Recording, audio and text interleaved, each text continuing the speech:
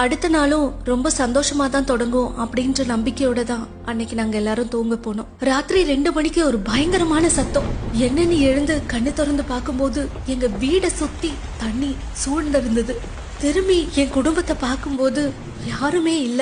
என் பேர குழந்தையோட கை விரல் மட்டும் என்னால பார்க்க முடிஞ்சது. அட்லீஸ்ட் அவளையாச்சும் எப்படியாவது காப்பாத்திடணும் அப்படின்னு சொல்லி நீந்தி அவளை என் கையால புடிச்சு தூக்கிட்டேன். அதுக்கப்புறம் என் ஒரே லட்சியம், என் உயிரை கொடுத்தாச்சு இவளை நான் காப்பாத்திடணும் அப்படின்னு மட்டும்தான் இருந்தது.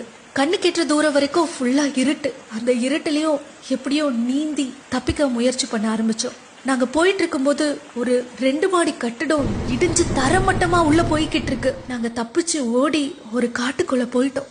காட்டுக்குள்ள கொஞ்சம் தூரம் ஓடினதுக்கு அப்புறம் பார்த்தா எங்களுக்கு எதிரில 3 காட்டு யானை, அதுவும் ஒரு கொம்பன் யானை எங்க கிட்ட நெருங்கி வந்தது. நாங்க ஒரு பெரிய துயர்ல இருந்து ஓடி வந்திருக்கோம். தயவு செஞ்சு எங்களை எதுவும் பண்ணிடாத.